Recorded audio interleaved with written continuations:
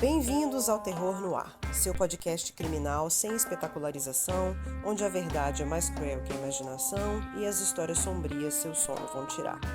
Fofoqueiros criminais, juntem-se a mim, sem julgamentos ou sensacionalismo barato, apenas a verdade no seu tom mais sensato, no terror que ecoa, tão sombrio e sem fim. Em 14 de março de 2018, ocorreu um dos atentados criminais que mais chocou a sociedade na história recente do Brasil, e que ainda está envolto em mistério, mas que, graças à luta de uma família e de boa parte da sociedade civil, não se tornou mais um exemplo de impunidade. O assassinato da vereadora Marielle Franco e do seu motorista Anderson Gomes. Uma execução brutal no coração do Rio de Janeiro que deixou cicatrizes profundas na política e nas investigações do país. Essa é a segunda parte do episódio: Quem matou, quem mandou matar e por quê? O caso Marielle Anderson. Esse episódio trata dos diversos desdobramentos da enorme investigação. Na parte 1, aparentemente conseguimos responder a primeira pergunta: quem matou Marielle Anderson? Nessa parte 2, vamos tentar descobrir os mandantes e os porquês do crime.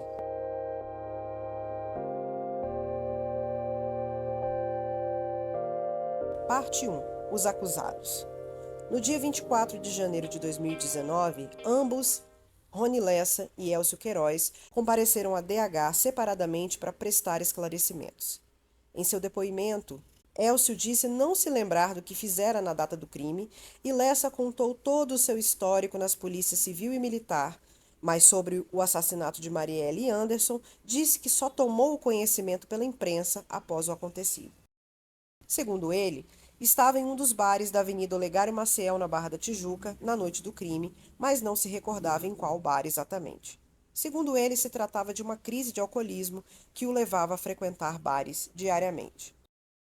Elcio deu o segundo depoimento no dia 1º de fevereiro de 2019, com o intuito de completar o primeiro, e nesse depoimento, estranhamente, deu declarações bastante diferentes das prestadas anteriormente.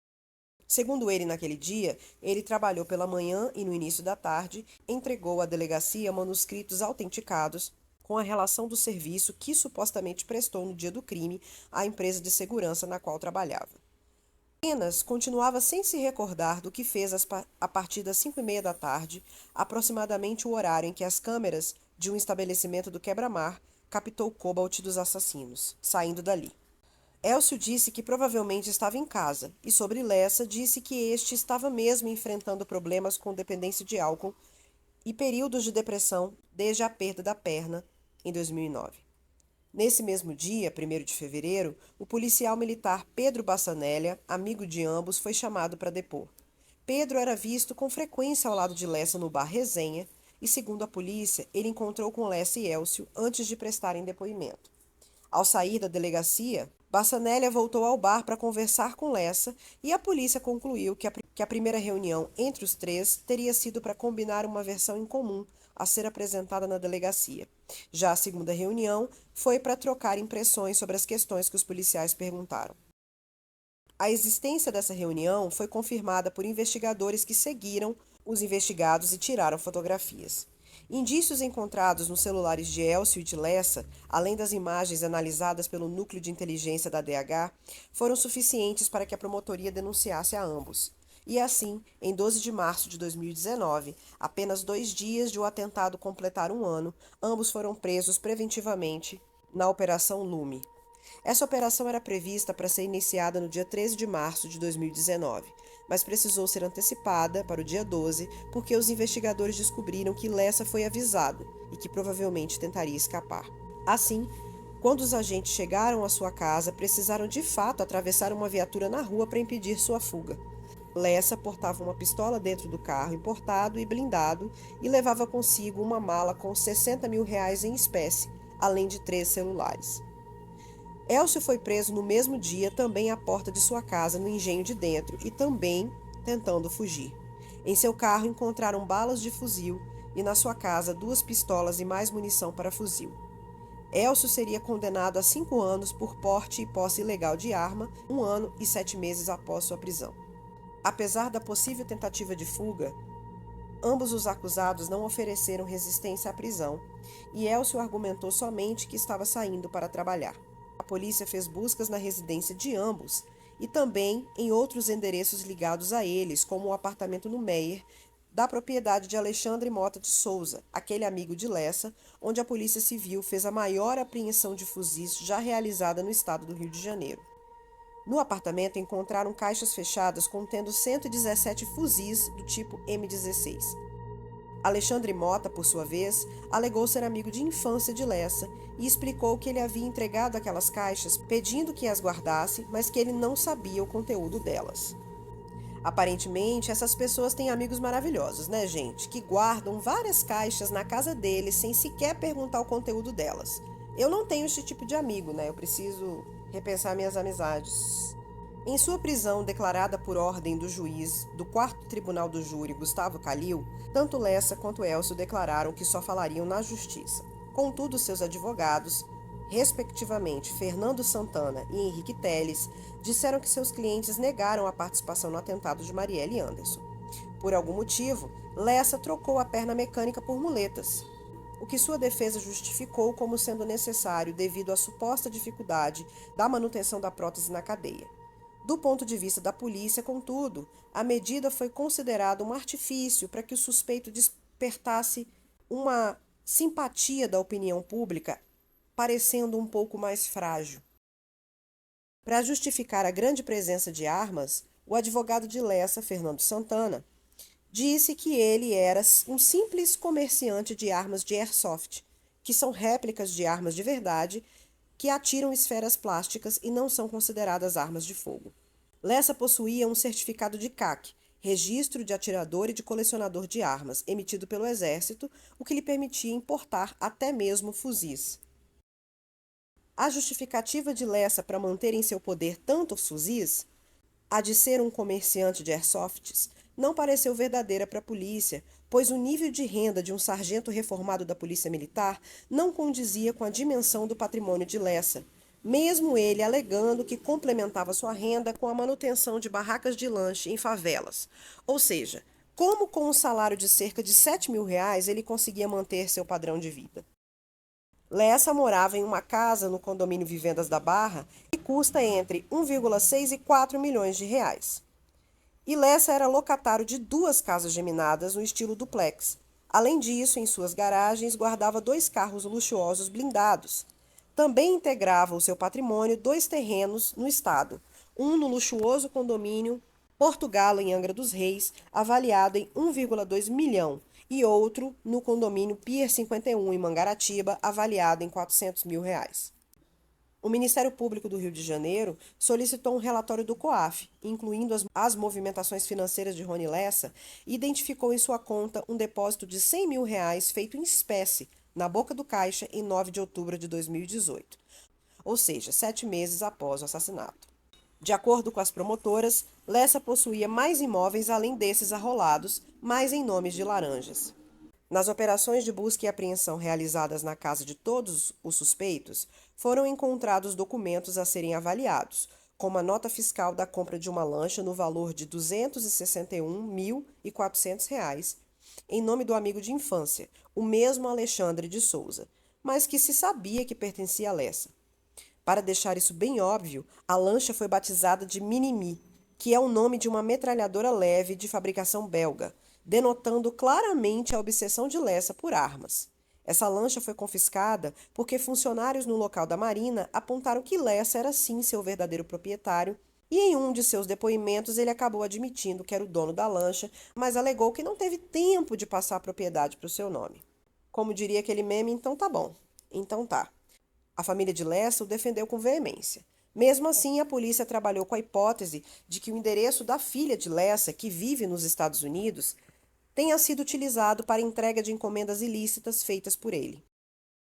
Essa é uma jovem que, segundo os investigadores, já teria namorado Jair Renan, o 4º filho de Jair Bolsonaro, antes de sua posse como presidente da República. Bolsonaro, obviamente, respondeu aos questionamentos de ter Lessa com seu vizinho de condomínio. Abre aspas. A mídia que sempre me criticou queria estabelecer uma conexão clara, mas eu nunca vi esse cavalheiro, Rony Lessa, no meu condomínio, onde passei muito tempo fora. Só soube que ele viveu lá depois que o artigo se tornou público. Tentaram dizer que meu filho mais novo, que tem atualmente 20 anos, poderia ter namorado ou tido um caso com ela, a filha de Lessa. Ele respondeu que saiu praticamente com todas as garotas do condomínio. Eu posso lembrar se você me mostrar a imagem e ver quem é ela, meu filho disse. Fecha aspas. Aparentemente, o filho de Bolsonaro tem a maior onda de pegador, né, gente? Mas enfim.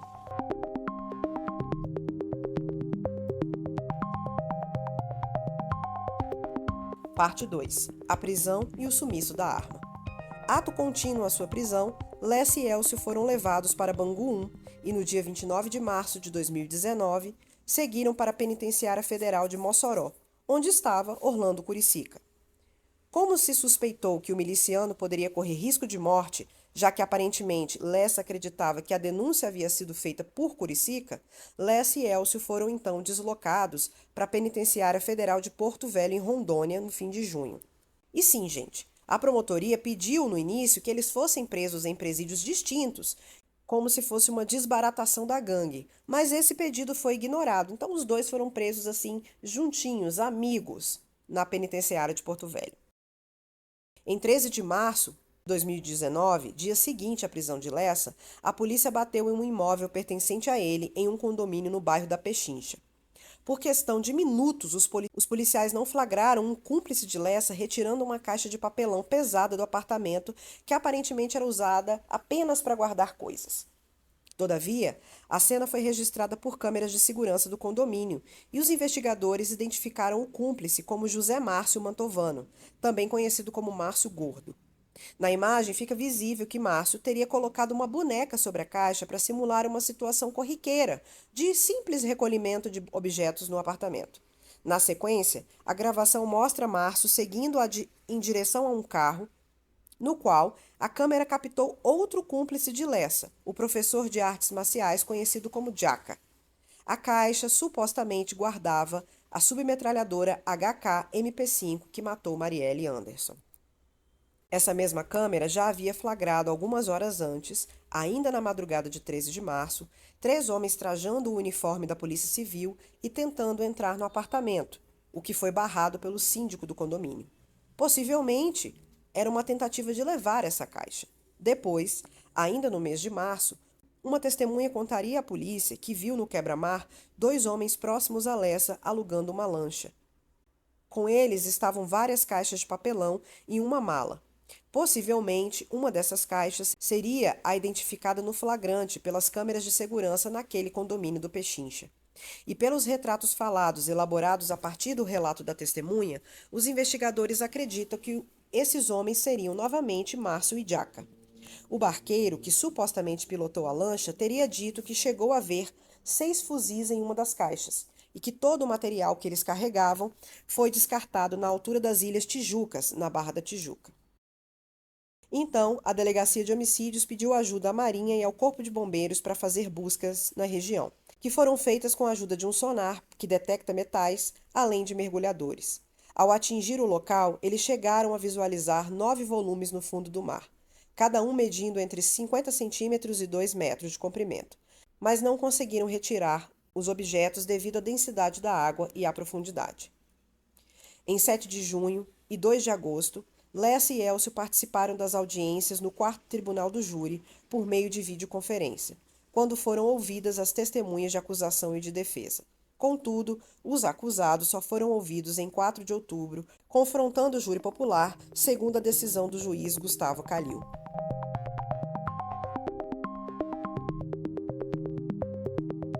Horas após a prisão de Lessa e de Elcio, jornalistas foram convidados para uma coletiva de imprensa a ser realizada ainda no dia 12 de março de 2019. Acabaram descobrindo que haveria 2 coletivas, uma no período da manhã pela Polícia Civil e outra, na parte da tarde, pelo Ministério Público Estadual.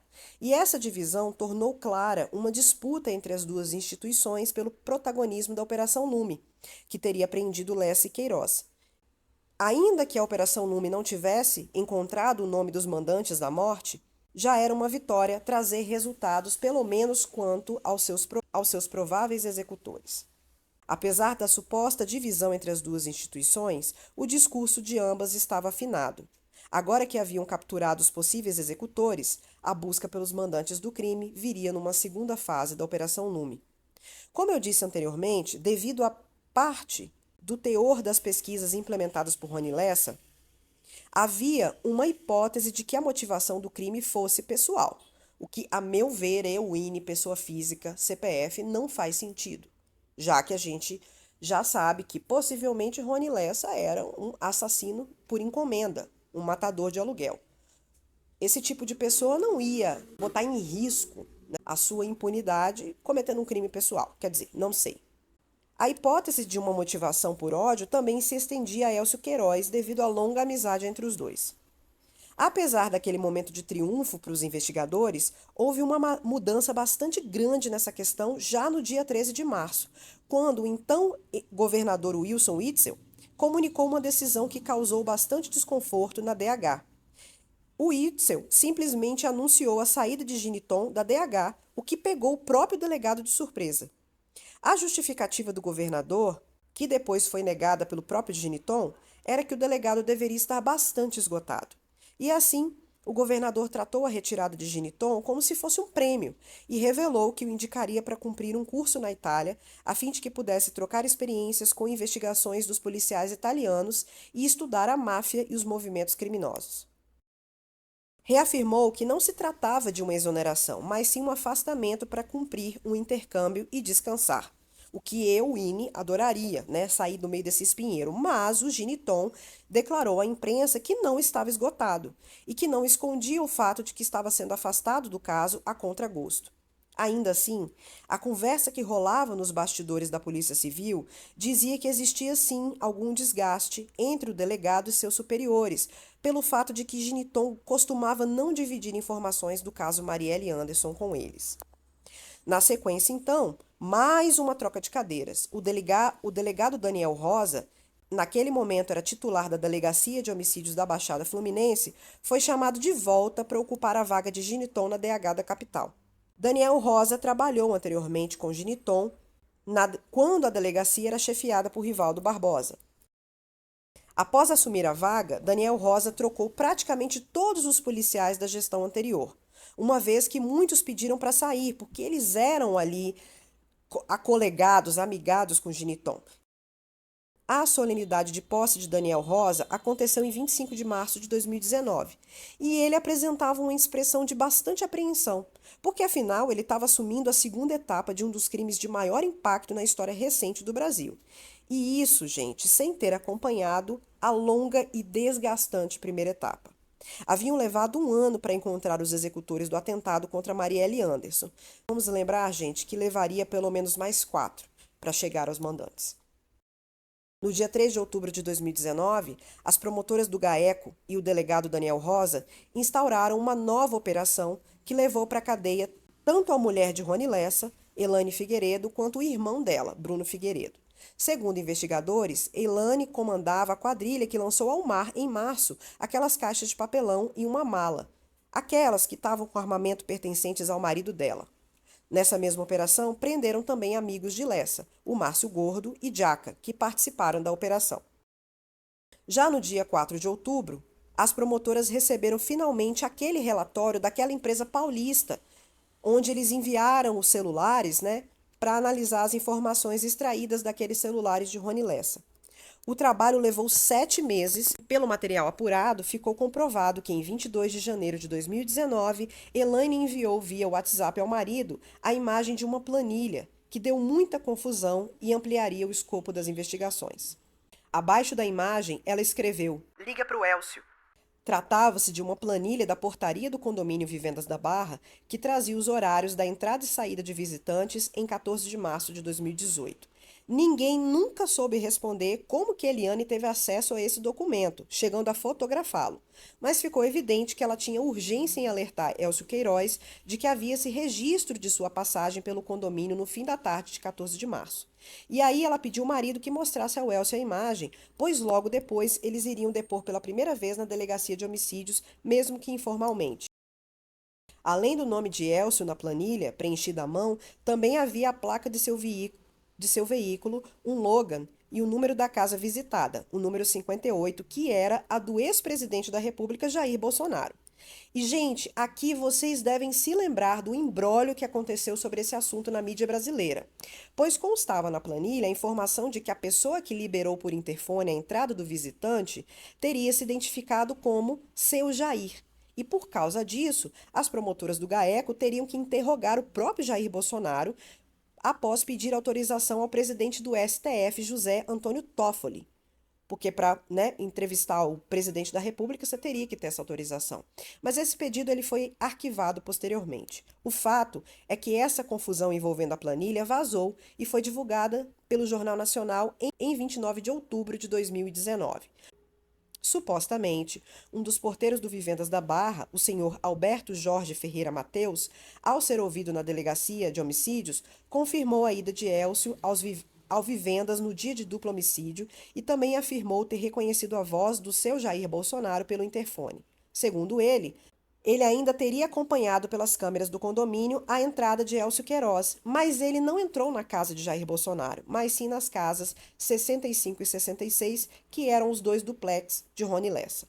Se você se lembra, essa notícia caiu como uma bomba no Palácio do Planalto. E naquela mesma noite, o Jair Bolsonaro estava em uma viagem à Arábia Saudita e ele fez uma transmissão ao vivo em sua página do Facebook totalmente fora da casinha, negando ter atendido o interfone e autorizado a entrada de Élcio. E ele disse que estava sendo alvo de uma patifaria por parte da TV Globo.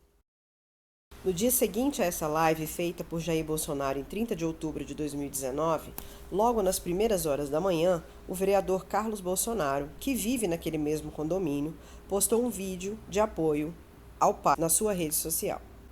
Nesse vídeo, Carlos retransmitiu a gravação feita pelo setor de segurança do condomínio dessa conversa com o porteiro e com o visitante Élcio Queiroz por volta das 17 horas de 14 de março de 2018. Segundo Carlos Bolsonaro, a ligação havia sido feita para a casa do número 65 de Rony Lessa, e a voz na gravação não parecia nada com a do seu pai, ou seja, havia alguma coisa errada nessas informações. Naquele mesmo dia, à tarde, o Ministério Público do Rio de Janeiro convocou a imprensa para anunciar em uma coletiva que, após uma análise informal feita por peritos do Ministério Público, confirmou-se que a voz no áudio era realmente a de Rony Lessa, falando com o porteiro e não a de Jair Bolsonaro.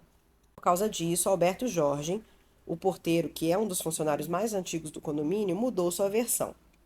Em depoimento à Polícia Federal em 19 de novembro, disse ter se equivocado sobre a voz do seu Jair, embora o registro do número 58 da casa dele estivesse registrado na planilha. Meses depois, em fevereiro de 2020, a perícia da Polícia Civil finalizou o laudo oficial da gravação, constatando que foi realmente Lessa quem liberou a entrada de Élcio Queiroz em sua residência.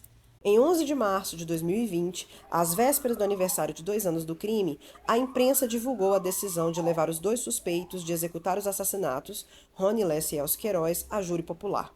Ambos foram acusados por homicídio triplamente qualificado. E quais foram as qualificadoras? O motivo torpe, claro, nenhum motivo. Emboscada, o que deduz a premeditação, e sem chance de defesa da vítima. Ainda em 13 de março de 2020, foi lançado o documentário Marielle, o documentário da Globoplay, com o primeiro episódio sendo também transmitido na TV aberta.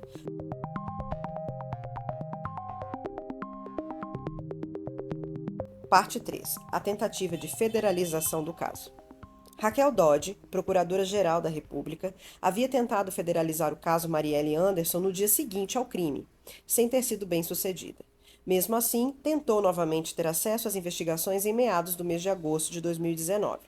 Nesse momento, o seu desejo era que a Procuradoria-Geral da República analisasse a investigação da investigação. Se vocês lembrarem, eu falei dela no episódio anterior.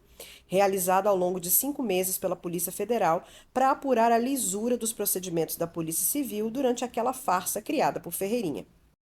Naquela ocasião, Raquel Dodge estranhou que os mandantes do atentado ainda não tivessem sido identificados e que nenhuma providência tivesse sido tomada para a responsabilização criminal do suspeito de execução. É visível que a procuradora não acreditava na possibilidade de crime de ódio sem mandante. Sua gestão à frente da PGR se encerraria em 17 de setembro e, por isso, Raquel começou a correr contra o tempo para tentar agilizar os trâmites de suas demandas. Porém, o seu pedido de acesso foi negado pelo juiz da 28ª Vara Criminal, André Ricardo de Francisco Ramos, com a alegação de que o caso corria em segredo de justiça. O Ministério Público do Rio também foi contra o compartilhamento. Inconformada com a resposta, a Raquel recorreu ao STJ e teve sua situação atendida em 30 de agosto, isso de 2019, né? O ministro Raul Araújo do STJ determinou que a 28ª Vara Criminal tirasse pelo menos uma cópia do inquérito e enviasse à PGR. Mas aparentemente, gente, essa cópia não foi enviada para o SEDEX 10, né? E aí, a Raquel Dodge só teve em suas mãos o processo, a cópia do processo, no dia 12 de setembro. Então, 5 dias antes de deixar seu comando na Procuradoria-Geral, ela pediu à sua equipe que preparasse muito rápido 3 novos pedidos ao Supremo Tribunal de Justiça relacionados ao atentado contra a vereadora. Quais foram esses pedidos? O primeiro era, mais uma vez, pedir a federalização do caso, em que Raquel Dodge solicitava que as investigações saíssem definitivamente da Polícia Civil e do MPRJ e passassem para a Polícia Federal e para o Ministério Público Federal, já que se tratava de um crime envolvendo uma ativista de direitos humanos.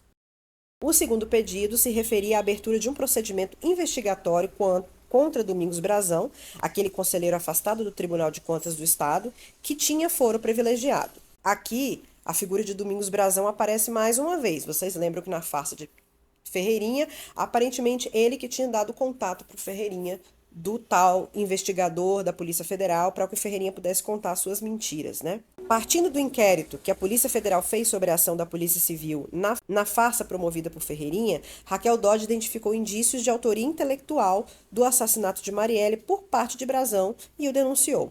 A suspeita de Raquel vinha de um dos depoimentos do Orlando Curicica, que foi prestado em 2018, em que ele disse que Brazão teria sim interesse na morte da vereadora para atingir o deputado Marcelo Freixo.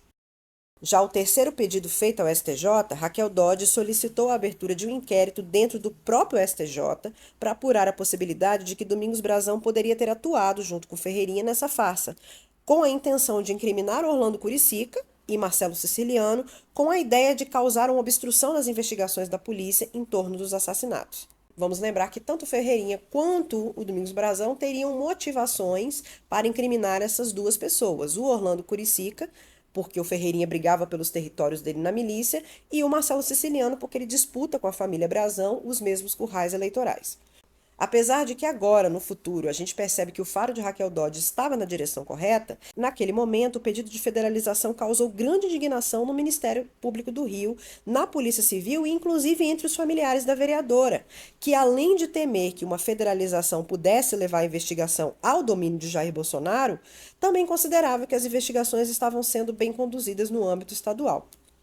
O pedido de federalização só seria votado pelo Supremo Tribunal de Justiça em 27 de maio de 2020. E até o dia da votação, as partes envolvidas foram ouvidas. Enquanto os advogados dos criminosos, Rony Lessa e Elcio Queiroz, se manifestaram a favor da mudança de âmbito na investigação, a família da ex-vereadora foi contra. E nesse caso faz todo sentido, né? Já que os criminosos estão a favor, a família das vítimas vai ter que ser contra. No dia 26 de maio de 2020, véspera da decisão, a viúva de Marielle, a Mônica Benício, explicou a posição da família no jornal Globo News na edição das 10 da manhã. Abre aspas. Passam-se 804 dias, 2 anos, 2 meses e 20 dias, sem saber quem foram os mandantes do crime e as razões. O deslocamento da competência nesse momento, a federalização nesse processo, significa retirar dos cuidados do Rio de Janeiro, do MP do Rio de Janeiro e da Polícia Civil e transferir a investigação para a Polícia Federal. Polícia Federal essa que o presidente, inaudível, tem interesse em fazer interferência. Inclusive, mencionou o caso Marielle, dizendo que pediu para a PF ir até Mossoró interrogar o Rony Lessa e que tem cópia desse depoimento. Não pode interferir dessa maneira. A gente hoje, além de ter razões técnicas que não justificam o deslocamento da competência, que seriam uma inércia nas investigações ou uma não capacidade técnica de conseguir terminar as investigações ou um desejo de atrapalhar deliberadamente, isso seriam coisas que justificariam o deslocamento da competência. Isso não acontece. Hoje não há razões técnicas que justifiquem, e hoje há razões políticas para acreditar que a federalização é o caminho para a impunidade. Não queremos a polícia de Jair Bolsonaro, que declarou que queria interferir, que queria controlar um caso que ele nunca se importou e sempre se manifestou com desrespeito. Fecha aspas. Os familiares, o Instituto Marielle Franco e a Coalizão Negra por Direitos criaram a campanha de votação Federalização Não, que foi criada justamente para fazer uma pressão da negação do pedido da Raquel Dodge. No dia 26 de 5 de 2020, já tinham mais de 100 mil assinaturas nessa campanha. Então, no dia 27 de maio, a decisão do STJ foi unânime. Os 8 ministros votaram contra a federalização e, com isso, o caso seguiu no âmbito da Polícia Civil e do Ministério Público do Rio.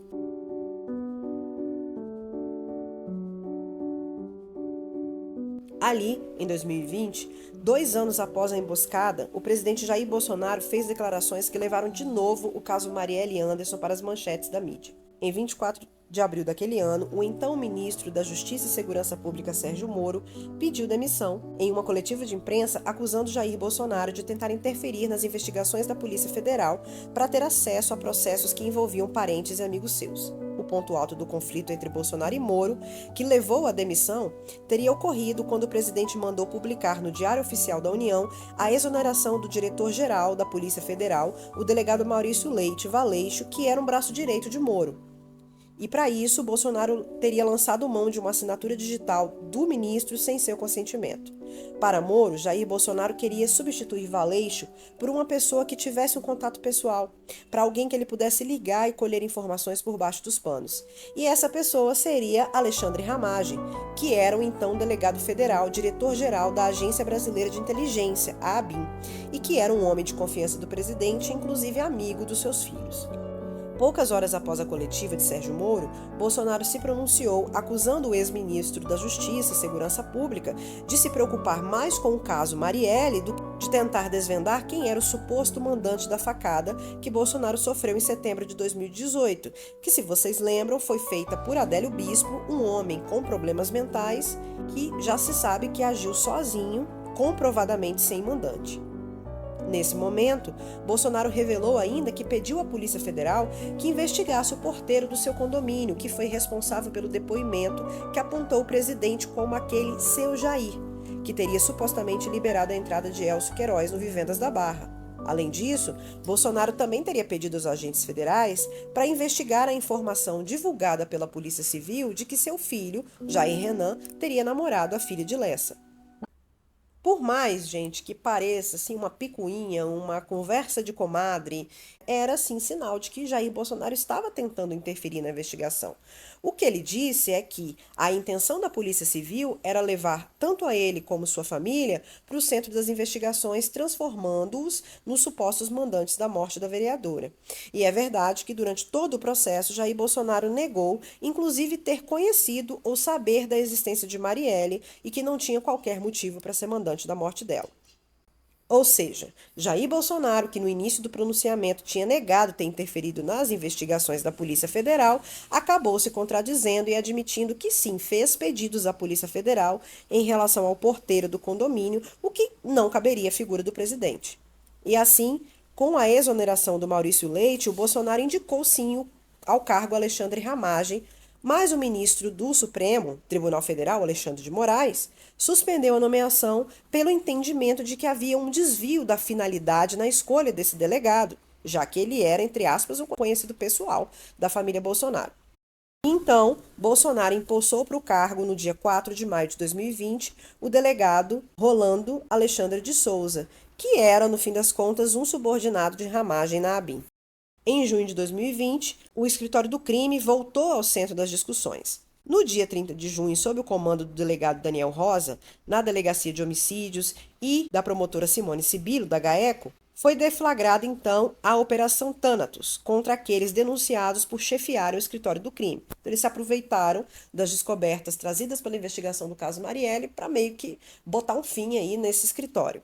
Havia forte expectativa entre os investigadores de que essa operação, além de, obviamente, tirar esses caras da rua, revelasse alguma informação que ajudasse finalmente a chegar aos mandantes do assassinato. Então, numa ação grandiosa, promotores e mais de 70 policiais civis saíram da sede do Ministério Público do Rio e se separaram em grupos para cumprir mandados de busca e apreensão nos endereços dos suspeitos. Naquele momento, a imprensa já havia divulgado que essa quadrilha estaria envolvida com a execução de Marielle.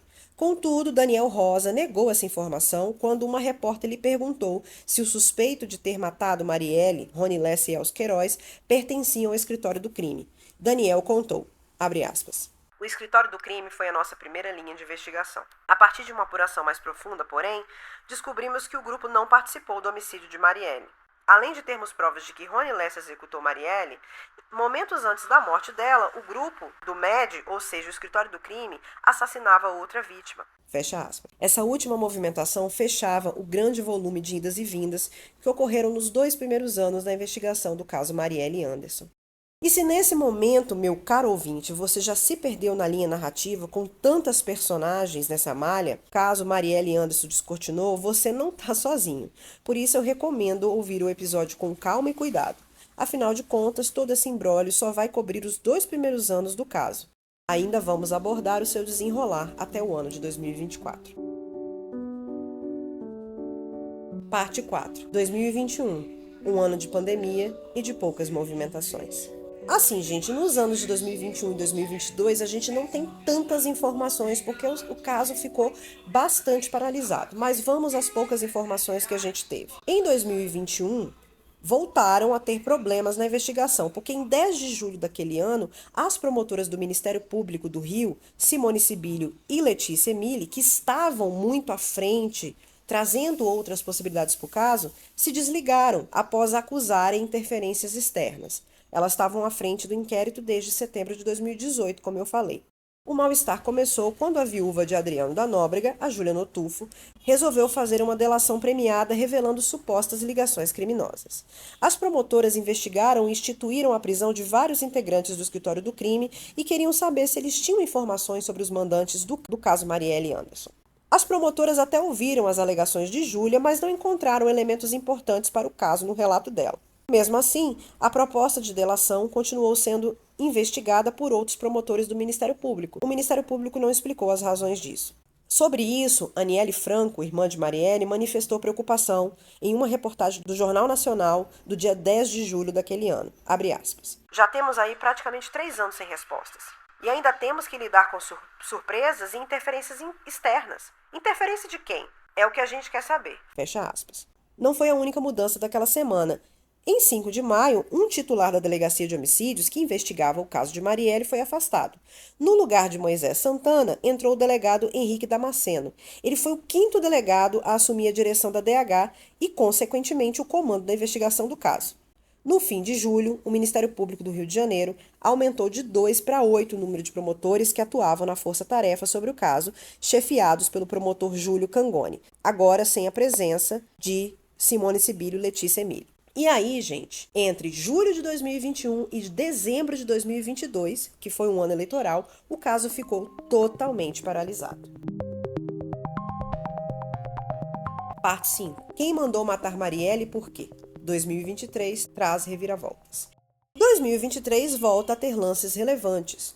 O ano começou com Luiz Inácio Lula da Silva de volta presidente do país e logo em fevereiro, o seu então ministro da Justiça, o Flávio Dino, afirmou que a Polícia Federal voltaria a participar da força-tarefa sobre o caso. Só que não seria federalizado, mas a Polícia Federal iria apoiar a Polícia Civil e o MP do Rio. Então, a PF passou a ter participação efetiva daí para frente, para além da investigação da investigação. E aí, em julho de 2023, o cerco para chegar aos nomes dos mandantes começou a se fechar. Elcio de Queiroz, então, resolve fazer uma delação premiada à Polícia Federal e ao MP do Rio de Janeiro. Foi a primeira vez que um acusado confessou o crime. Estava preso desde 2019, mas ainda não havia sido julgado. No depoimento homologado pela Justiça, que teve trechos exibidos pelo Jornal Nacional com exclusividade, Elcio confessou que dirigiu o Cobalt Prata usado no ataque e afirmou que Rony Lessa de fato fez os disparos com uma submetralhadora contra Marielle Anderson. Elcio ainda acusou o ex-bombeiro Maxwell Simões Correia, também conhecido como Suel, de ter vigiado a vereadora e que participaria da emboscada, mas acabou sendo trocado por ele na hora do crime.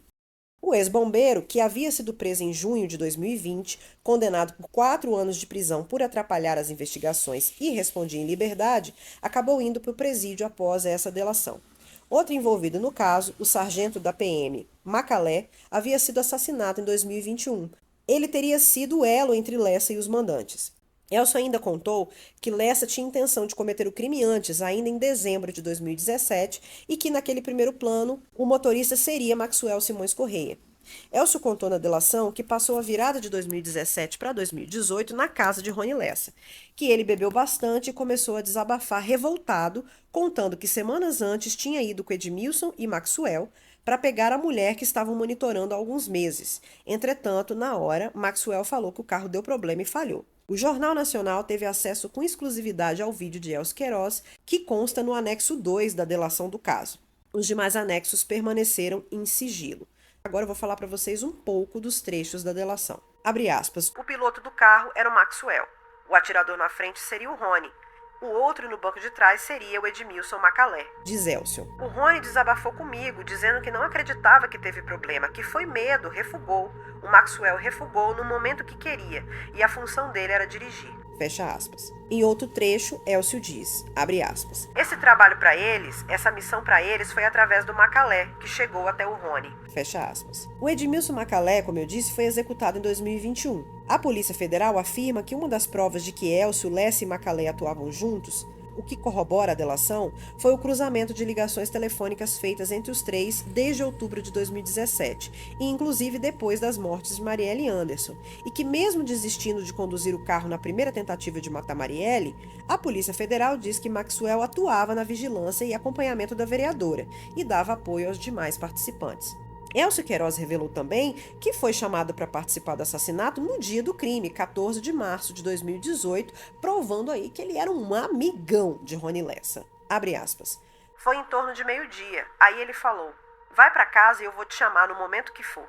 Fecha aspas. Rony Lessa disse que precisava estar no centro da cidade até às 19. Quando chegou na porta da casa, Lessa já estava de pé na porta com uma bolsa na mão. Os dois saíram no carro de Rony Lessa e foram para a rua atrás do condomínio onde estava parado o Cobalt Prata. No Cobalt, Elcio foi dirigindo e Lessa no banco do carona indicando o caminho. Segundo Elcio, só naquele momento ele soube que o alvo era Marielle Franco. Gente, eu vou ser muito sincera com relação ao próximo trecho. A meu ver, supostamente, Elcio está se fazendo de sonso. Mas enfim, vamos lá. Abre aspas. Nós estacionamos. Nesse instante, ele para ali e fala o seguinte... Agora você vai precisar me ajudar. Aí eu não entendi muito bem. Aí ele começou a arriar o banco, deixou totalmente na horizontal para passar para trás, na parte do banco de trás.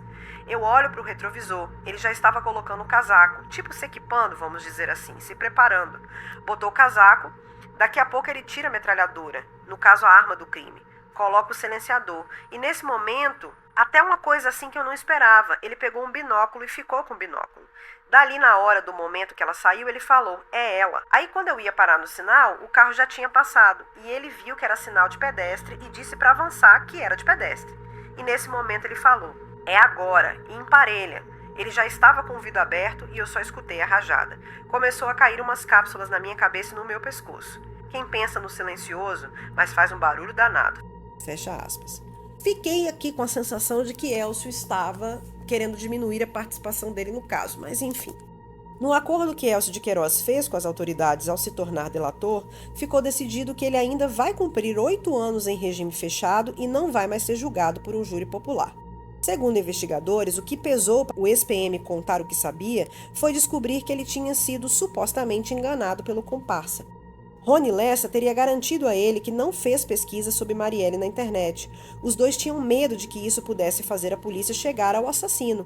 Mas os investigadores encontraram registros de busca em um site de crédito, 2 dias antes do assassinato. No dia 12 de março de 2018, Rony Lessa pesquisou os CPFs de Marielle Franco e de sua filha Luiara em um banco de dados privado. Ele encontrou um endereço atrelado aos CPFs e pesquisou no Google Maps para saber onde ficava. Era a casa de Marielle Franco. Os investigadores afirmam que a consulta não ocorreu de forma aleatória, nem estava relacionada ao interesse de Lessa por imóveis, como ele justificou em uma audiência. Elcio disse que a arma utilizada foi uma MP HK5 e que, segundo Rony Lessa, a arma foi do BOP, o Batalhão de Operações Especiais da PM. E além disso, ele contou na delação que recebia a ajuda de Maxwell de 5 mil por mês e que o valor foi sendo reduzido até não receber mais nada há mais de um ano. Ou seja, talvez não tenha sido o fato dele ter sido enganado por Rony Lessa que fez com que Elcio quisesse delatar, mas sim porque o dinheiro parou de pingar, né? Abre aspas. Veio caindo, caindo, chegou a 2.000, 1.500 e depois acabou. Tem quase um ano que não paga nem advogado. Fecha aspas. O depoimento de Elcio Queiroz teve também informações importantíssimas, até então desconhecidas, como a rota completa de fuga depois do crime. Ele contou na delação que Rony Lessa deu uma ordem assim que terminou de disparar a rajada contra o carro de Marielle Franco e Anderson. Abre aspas. Pode ir embora. Fecha aspas. O destino foi a casa da mãe do atirador. O cara mata uma pessoa e corre para a saia da mãe. Jesus Cristo. O Cobalt seguiu pelas ruas do bairro onde foi o crime até a Avenida Brasil. Depois eles foram para a linha amarela, sentido Barra da Tijuca, e entraram na saída para o Meier, na zona norte do Rio. 15 minutos depois do crime, chegaram ao endereço e deixaram o Cobalt prata estacionado na rua. Então ali o Lessa teria encontrado o irmão, Denis Lessa, para quem entregou a bolsa e pediu que chamasse um táxi. O irmão de Lessa confirmou à polícia que realmente teria chamado o táxi, que levou Rony Lessa e Elcio de Queiroz até o carro de Rony, deixado na Barra. Elcio disse que só aí voltaram a ligar os telefones. A polícia afirma que o trajeto feito pelo táxi virou uma das principais comprovações de que a delação de Elcio Queiroz era verdadeira. Os investigadores conseguiram, junto com a cooperativa de táxi, o rastreamento dessa corrida de ambos do Meier até a Barra da Tijuca, local no qual eles embarcaram novamente no carro de Rony Lessa. E dali, Rony Lessa e Elcio foram para um bar na Barra, onde estaria Maxwell Simões Correia, que inclusive foi preso na segunda-feira, 24 de julho, após a delação premiada. No bar, eles viram a notícia da morte de Marielle na TV. E aí, o Elcio disse que só naquele momento soube por um garçom que mais uma pessoa tinha morrido no crime cometido por eles, no caso, Anderson Gomes. A delação premiada de Elcio trouxe resposta para várias perguntas. Primeiro, como eles conseguiram escapar sem deixar pistas? E o que aconteceu com o carro usado nos assassinatos? Elcio contou que um dia depois do crime, Rony Lessa foi à casa dele acompanhado de Maxwell e foram buscar o Cobalt prata que estava parado na rua da casa da mãe de Rony. Então eles dirigiram até a casa de Elcio porque a garagem era fechada. E ali eles trocaram a placa do carro por uma outra, trazida por Rony Lessa, e cortaram em picadinhos a antiga. Elcio disse que ele e Maxwell fizeram uma varredura no carro, retirando algumas cápsulas, e que Maxwell ficou encarregado de dar um sumiço no Cobalt prata com um conhecido, Edilson Barbosa dos Santos, também conhecido como Orelha. Elcio contou que foram conhecer o lugar onde o carro seria entregue para o desmanche e que Rony Lessa foi jogando pela janela do carona a placa picotada e as cápsulas de munição usadas no crime. Apenas 2 dias depois do crime, o carro foi entregue para o desmanche. Elcio foi dirigindo o Cobalt prata e Lessa foi em outro carro atrás. Depois, Elcio contou que soube por Suel que esse Cobalt prata de fato sumiu e que foi para o Morro da Pedreira, onde havia um desmanche. Abre aspas. Rony deixou bem claro para explicar para ele. Isso aí tem que sumir. Pode fumaça, não pode aparecer, não pode vender peça, não pode fazer desmanche para vender peças. A preocupação era essa porque tem digital, podia achar uma cápsula, um DNA, alguma coisa, se possível, até tacar fogo. Fecha aspas. E Elcio acrescenta, abre aspas. Eu conheço o Rony há mais de 30 anos. Ele é padrinho de consideração do meu filho Patrick. Então, nossa relação é nesse sentido, de família. Eu sou amigo da família dele. Ele é amigo da minha família. Fecha aspas. Sobre isso, a ministra da Igualdade Racial e irmã de Marielle, Aniele Franco, comentou a prisão de Maxwell naquela segunda-feira do dia 24 de julho. Abre aspas. A gente espera sim que, de verdade, a gente colha frutos do mandante e dos motivos de quem mandou matar a Mari. E eu sigo dizendo que enquanto a gente não combater a violência política nesse país, enquanto a gente não souber quem mandou matar Marielle, a nossa democracia segue fragilizada. Fecha aspas. No dia 26 de julho, o jornal O Globo mostrou que a defesa de Rony Lessa havia sofrido outro revés, muito além da delação do comparsa. 2 meses antes, o depoimento da esposa de Lessa, Elaine, acabou derrubando a versão que ele tinha criado de que os 2 matadores estariam na casa dela na hora do crime. Naquele novo depoimento, Elaine contou que naquele dia permaneceu em casa e no máximo saiu para levar o filho no curso de inglês na parte da tarde, ali por volta das 3h30 da tarde, que na noite daquele dia estava em casa, onde chegou com seu filho por volta das 18h30, que nesse momento ninguém estava lá, nem Rony e nem Elcio, que Rony só chegou quando estava próximo do amanhecer, pois pouco tempo depois ela acordou para levar seu filho na escola. E aí, os investigadores dizem que foi depois de ser confrontado com as novas provas que Elcio confessou que dirigiu o carro e que Lessa atirou contra as vítimas.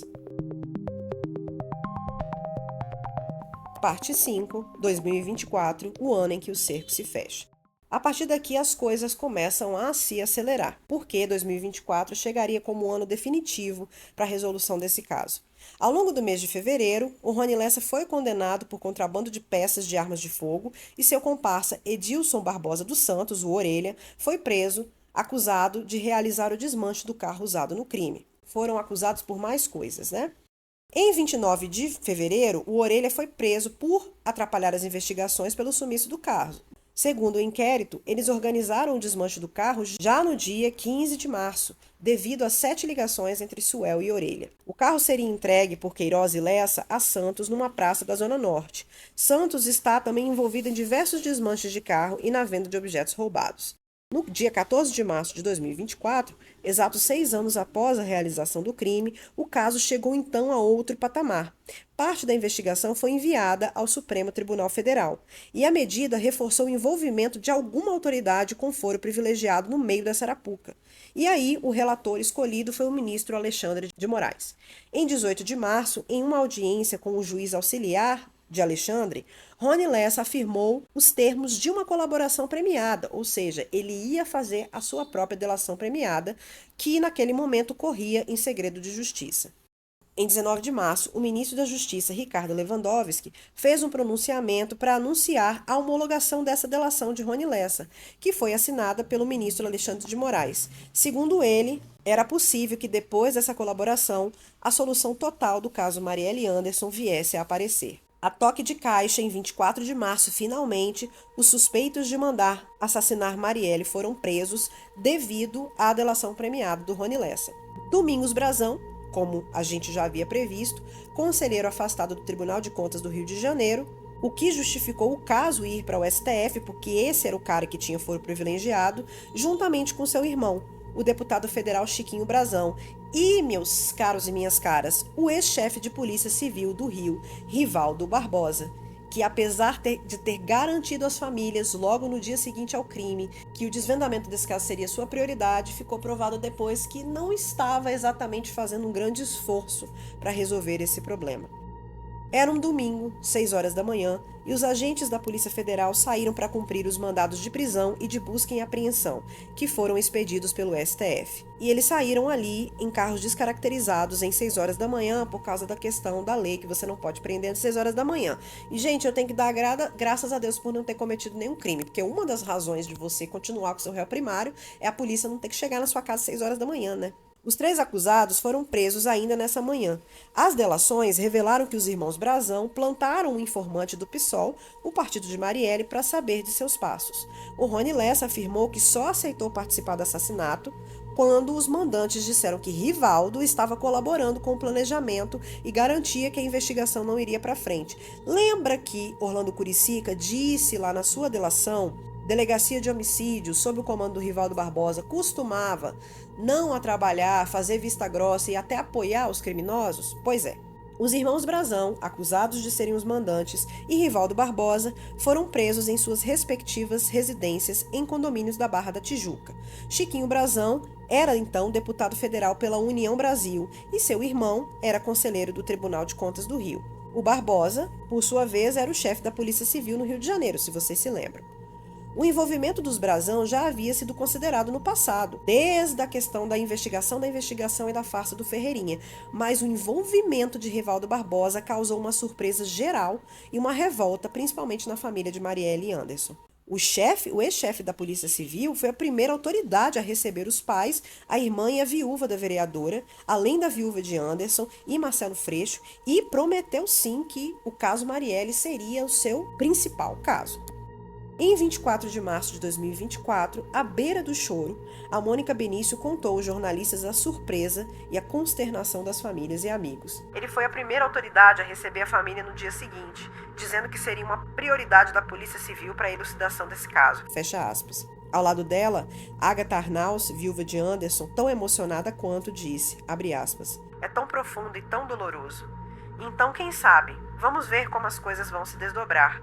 Faltam ainda respostas. Fecha aspas. Obviamente que até hoje, os advogados dos acusados negam a participação de seus clientes no crime. Houve também, gente, uma busca e apreensão no gabinete de Domingos Brazão, no Tribunal de Contas do Rio, na sede da Polícia Civil e nas casas de Giniton Lages, que foi o chefe da Delegacia de Homicídios por um período, e do comissário de Polícia Civil, Marco Antônio Pinto. Ambos foram acusados de tratar com negligência a coleta de provas no local do crime. Lembra da questão do desleixo nas investigações? Pois é, as suas defesas responderam à matéria feita do Fantástico do dia 24 de março, dizendo que ele foi tirado do caso assim que Lessa e Queiroz foram presos. Mesmo assim, os policiais sofreram uma grande quantidade de sanções determinadas por Alexandre de Moraes. Não foram presos, mas foram afastados de suas funções, tiveram a suspensão do porte de arma de fogo, proibição de contato com testemunhas investigados, entrega do passaporte e liberdade restrita com o uso de tornozeleira eletrônica. Outro mandado foi cumprido na casa de Érica Araújo, esposa de Rivaldo Barbosa, que supostamente lavaria dinheiro do marido em sua empresa. A empresa então teve suspensa sua atividade comercial e Érica teve os bens bloqueados, além de ter suspensa seu porte de arma de fogo, proibição de contato com testemunhas investigados, entrega do passaporte e também liberdade restrita com o uso de tornozeleira eletrônica. Todos os presos nessa operação tiveram os bens bloqueados para assegurar reparação econômica às famílias das vítimas. Parte 6. A delação de Rony Lessa. Em 7 de junho de 2024, o ministro do Supremo Tribunal, Alexandre de Moraes, finalmente disponibilizou os trechos da delação premiada feita pelo ex-policial militar Rony Lessa, além dos termos do acordo que o Lessa firmou para fazer a delação. O termo da delação foi assinado por Lessa com representantes da Polícia Federal, da Procuradoria-Geral da República e do Ministério Público do Rio em 16 de fevereiro de 2024. Ao todo, 11 autoridades assinaram o acordo, além de Lessa e de seu advogado, que é uma forma de mostrar a lisura do processo e que Lessa não havia sido coagido a dar a sua delação.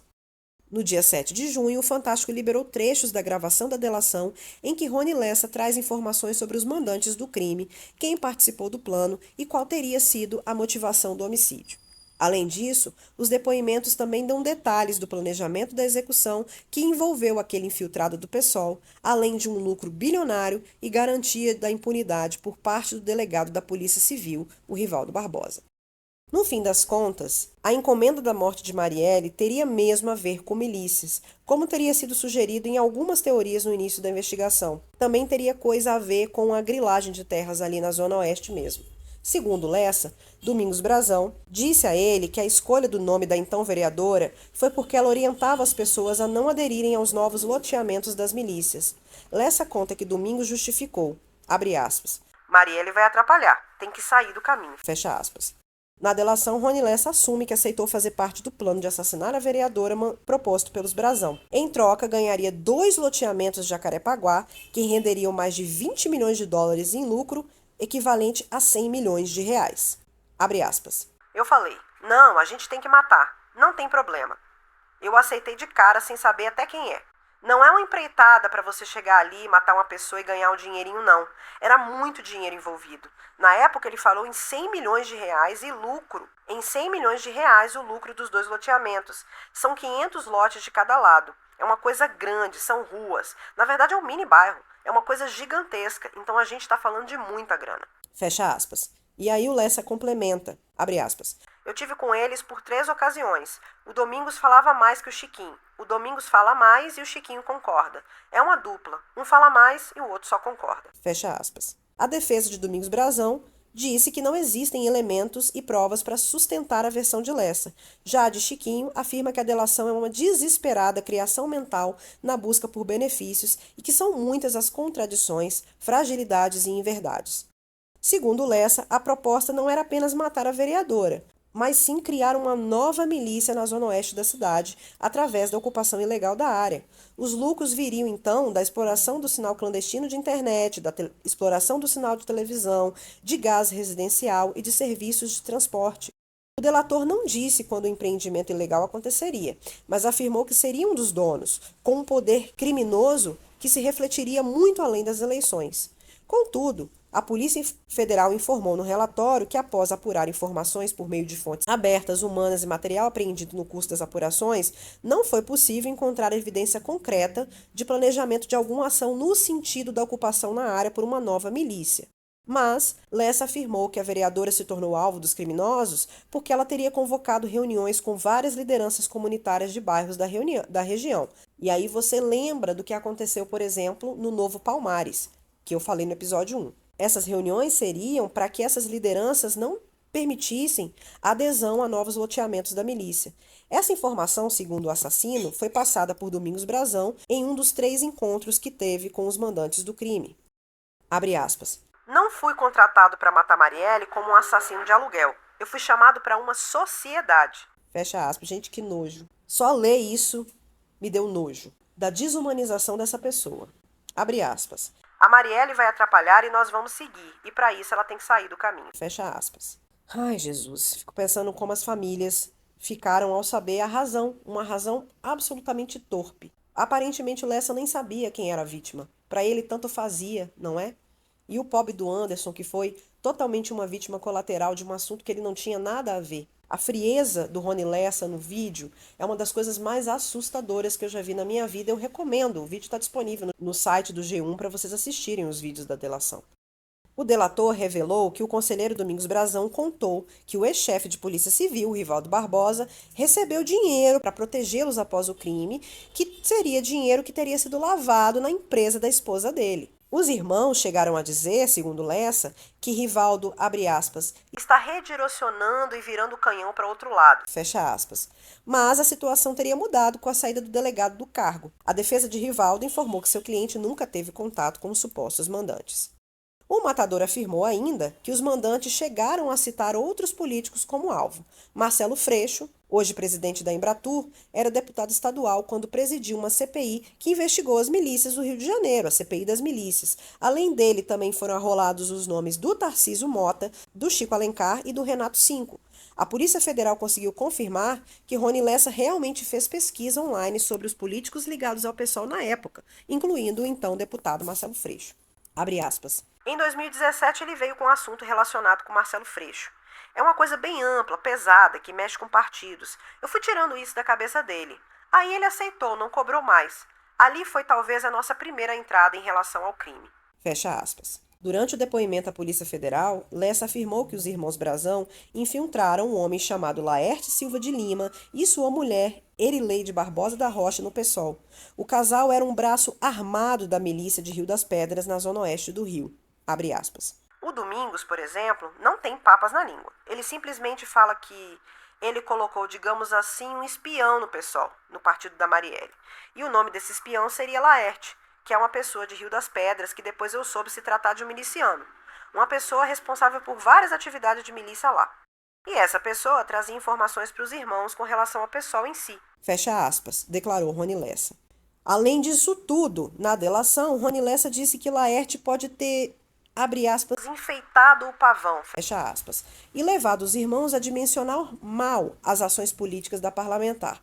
Como já foi dito no episódio anterior, Marielle não tinha tanto a ver com essa questão de grilagem e milícia na Zona Oeste. Ela estava ali para defender os direitos da população subalternizada, mas ela não tinha esse trabalho central. Logo, esse cara poderia ter criado, feito parecer que Marielle tinha realmente um poder de, como diz meu pai, mandar prender e mandar soltar naquela situação.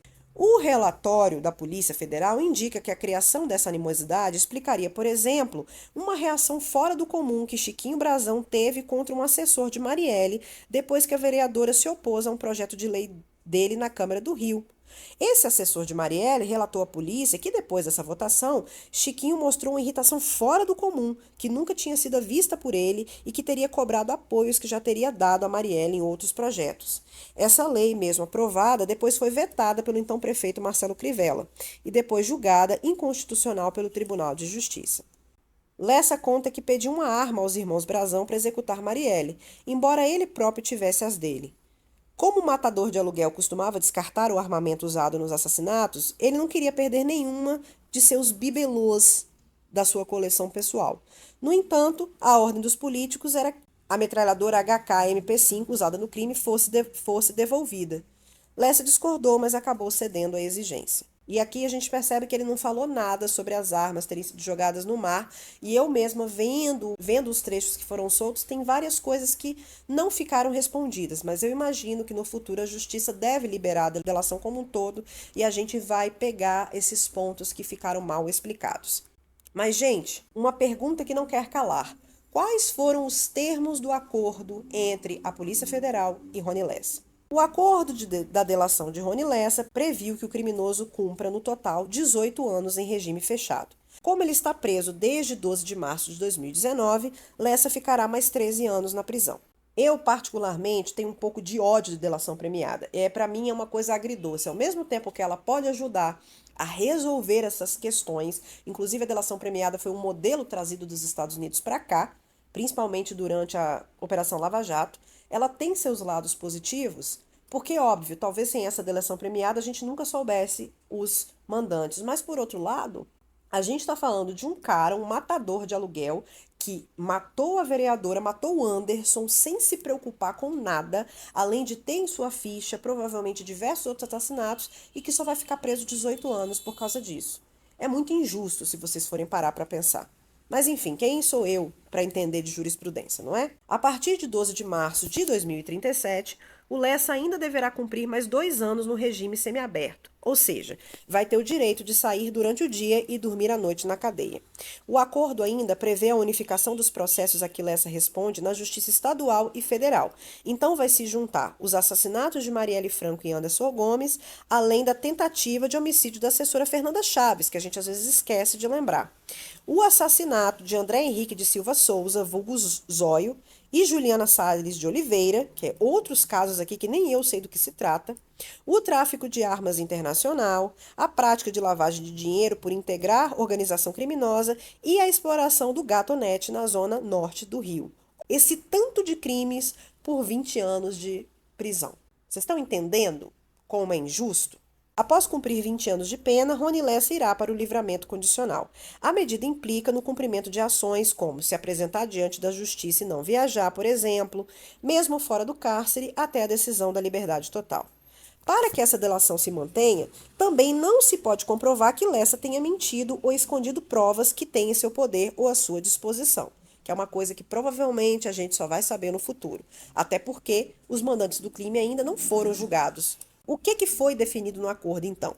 18 anos em regime fechado, 2 anos no semiaberto, 10 anos em liberdade condicional, totalizando aí 30 anos de dever, né, de cumprir as suas questões com a justiça. Pena em presídio estadual, não ficará em regime disciplinar diferenciado, porque ele é militar, né? Receberá de volta R$ 3.000 quando ele for solto, sendo 6,2 mil apreendidos no momento da prisão e 6,9 mil no banco e que estavam bloqueados. Serão entregues à sua família bens apreendidos, como as residências na Barra da Tijuca e no bairro Pechincha. Será desbloqueada uma outra residência na Barra da Tijuca, além de que terá de volta ainda documentos pessoais, exceto as suas armas de fogo e carteiras funcionais, ou seja, sua coleção de armas se foi. Agora, gente, eu gostaria de falar sobre uma das coisas que mais me deixou indignada nesse caso, que foi quando Rony Lessa contou sobre a motivação do crime, que para mim é tão torpe, é tão pequeno, é tão mesquinho, que eu fico imaginando que as famílias devem ter ficado 3 vezes mais indignadas do que eu. Rony Lessa contou nessa delação que no segundo trimestre de 2017 o Chiquinho Bração demonstrava aquela reação descontrolada à atuação de Marielle para aquela lei que ele tentou propor, que é um projeto de lei da Câmara número 174 de 2016. Com o projeto, os mandantes buscariam a regularização de um condomínio inteiro na região de Jacarepaguá, na zona oeste do Rio, sem respeitar o critério de área de interesse social. O objetivo seria obter o título de propriedade para especulação imobiliária. E Marielle teria gerado que a votação do projeto fosse bastante apertada, inclusive o projeto depois foi descontinuado. O Chiquinho, então, era vereador do PMDB e tentava passar esse projeto para regularizar os seus terrenos irregulares, para talvez criar uma futura área de milícia. A bancada do PSOL votou contra 2 vezes. A redação final do projeto de lei ficou pronta em 13 de março de 2018, na véspera do crime. O projeto ele foi aprovado Mas, em 2019, a lei foi considerada inconstitucional, como eu já disse. O relatório da investigação da PF diz que não existem dúvidas sobre a motivação dos irmãos Brazão para o assassinato da vereadora. No despacho que autorizou a prisão da dupla, o ministro do Supremo, Alexandre de Moraes, afirmou que, abre aspas, a divergência política em relação à regularização fundiária de condomínios da Zona Oeste do Rio está por trás do crime. Então, gente, no fim das contas, a razão inicial, naquele momento, tendo como mandantes possíveis o Orlando Curicica e o Marcelo Siciliano, acabou se provando sendo essa mesmo. Mas, no fim das contas, me parece, como o levantamento da investigação levou, que Marielle Franco tinha, sim, um papel importante no auxílio às lideranças comunitárias, mas não era o seu principal momento de ação ali, até porque ela tinha menos de 2 anos de mandato. É possível que Marielle não conseguia se infiltrar tanto nesse tipo de ação e ela estava com uma série de outros projetos na manga para resolver. Logo, é bem possível que eles tenham mandado matar Marielle Franco simplesmente porque se enganaram sobre realmente a influência que ela tinha, ou talvez realmente porque a bancada do PSOL, sendo liderada por ela, teria sim um forte papel para frear esse projeto de lei, que era um projeto de lei estapafúrdio. No fim das contas, a meu ver, se tratava sim de um crime de ódio de todos esses envolvidos, de achar que o corpo de Marielle, como a viúva dela disse, era o tipo de corpo que a gente não se preocupa, não é? Uma mulher preta, LGBT, favelada, é o tipo de corpo que a gente acostuma a ver nas páginas policiais como vítima. Eles resolveram, teoricamente, atacar quem eles achavam que tinha menos valor para a sociedade e quebraram a cara. Vamos falar a verdade.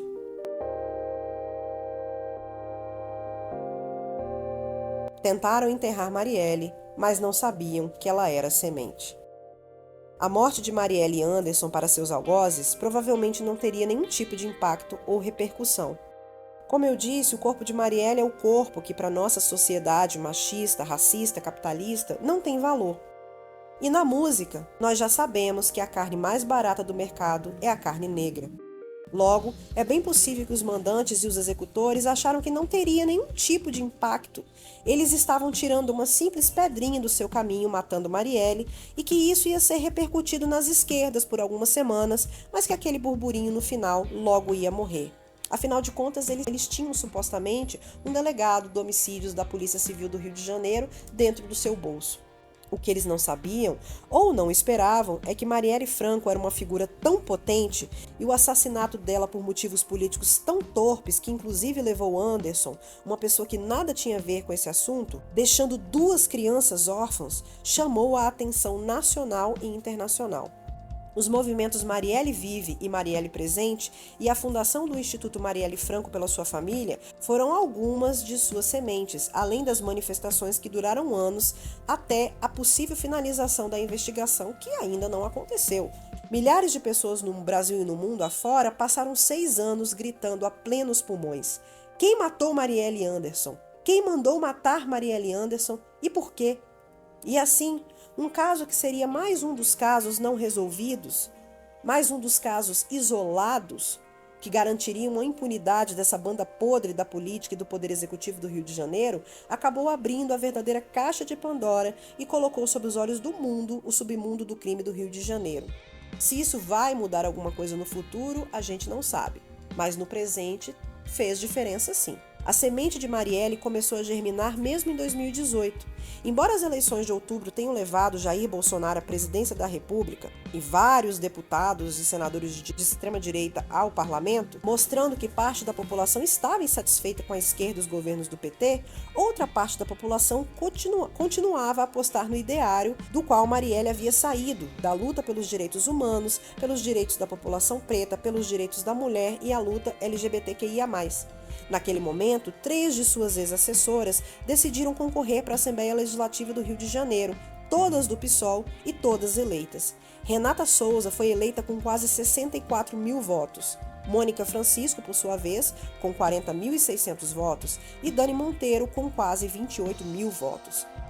O partido também lançou a campanha da ex-vereadora de Niterói, Thalíria Petrônio, a ser eleita como deputada federal com mais de 107 mil votos. Antes da sua morte, Marielle e Thalíria disputavam a cadeira de candidata a vice-governadora pela campanha de Tarcísio Mota. As duas eram muito amigas desde os tempos do Complexo da Maré. A Thalíria é professora de História e as duas tinham bandeiras semelhantes, principalmente no assunto da violência policial das favelas. Segundo Mônica Francisco, referindo a sua presença e das outras duas na Assembleia Legislativa do Rio de Janeiro, abre aspas, estarmos aqui é uma continuidade ancestral de Marielle. A representatividade dela está em todas nós. Ter mulheres negras no parlamento, lugar de poder, é sinal de que nós pensamos, de que temos possibilidade de fazer algo pela sociedade. É representar outras mulheres.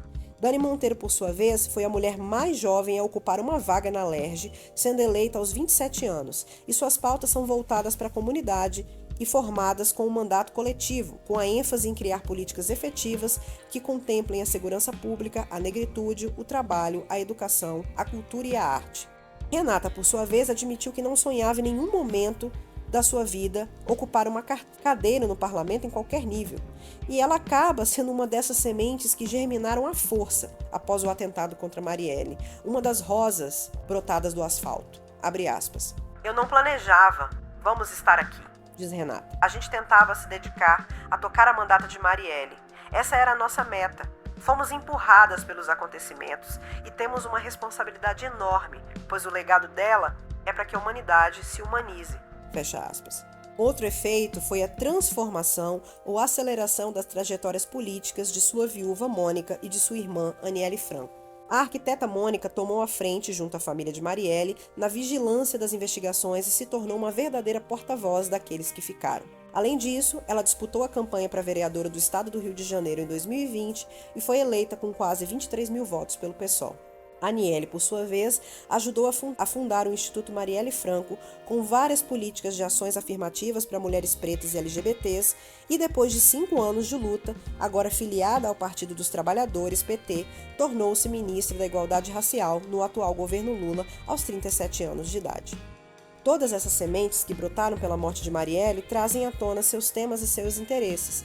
Temas como segurança pública e direitos humanos, combate ao assédio e à violência sexual, que eram inclusive seus maiores interesses.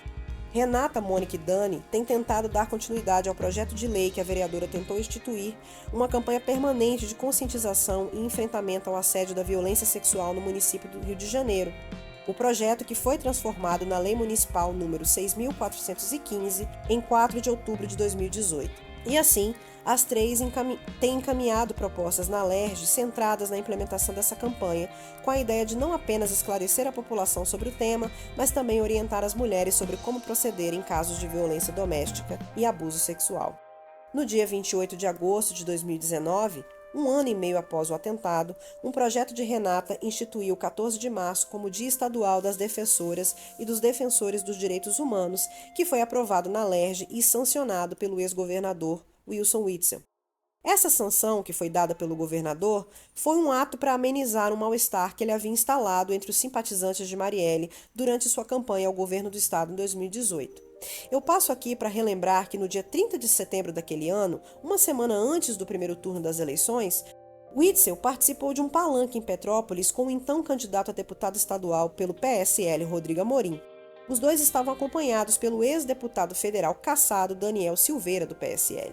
Naquela que se tornaria uma das cenas mais violentas e vergonhosas da extrema-direita brasileira, Amorim repentinamente insultou a vereadora assassinada meses antes ao exibir uma imitação da placa de rua que homenageava com os dizeres Rua Marielle Franco, partindo-a no meio.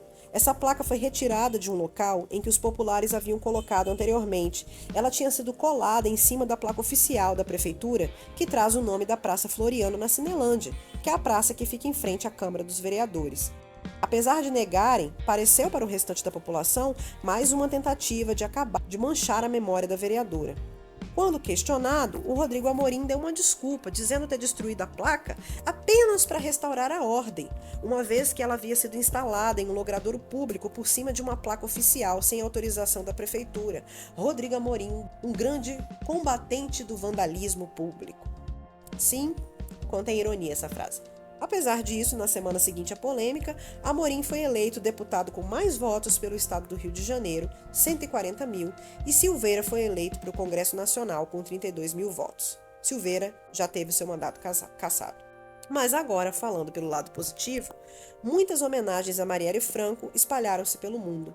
O seu rosto foi exposto na fachada da sede do governo francês em Paris e seu nome batizou um jardim suspenso na Rua da Alsácia. Em 21 de setembro de 2019, Antônio e Marinette, os pais da vereadora, acompanhados da filha dela, Luiara, participaram da cerimônia do batismo do jardim a convite da prefeita Anne Hidalgo.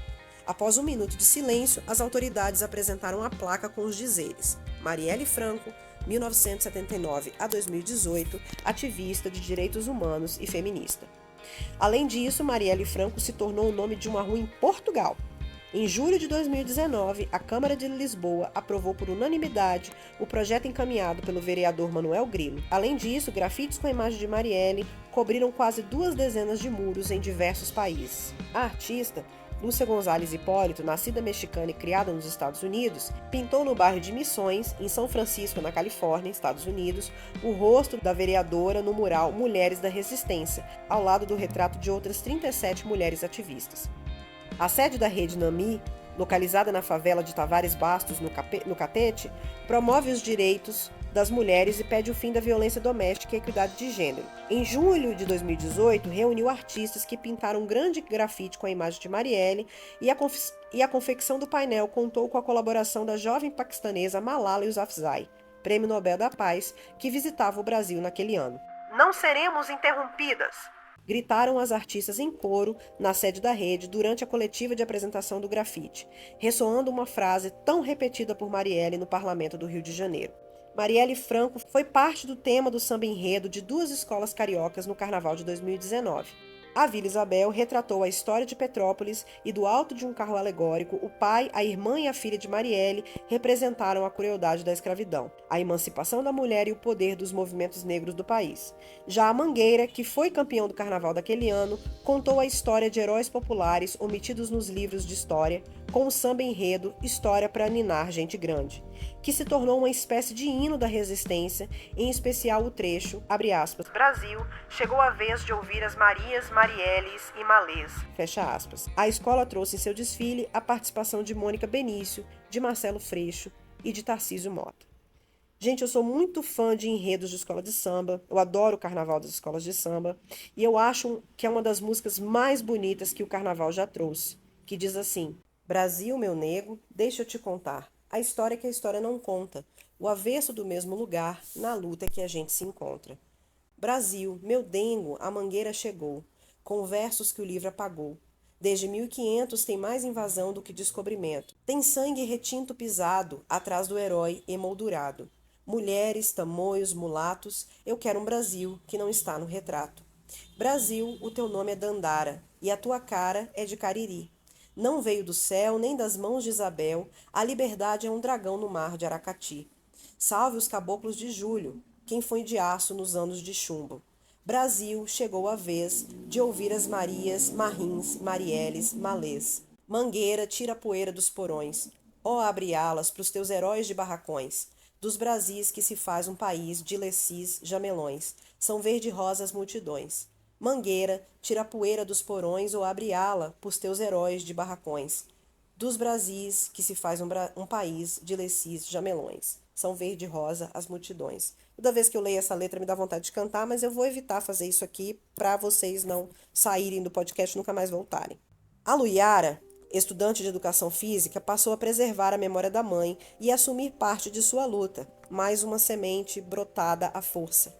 Luiara se tornou assessora parlamentar da deputada Renata Souza e pensa em ajudá-la na criação de um projeto esportivo para meninas na favela da Maré.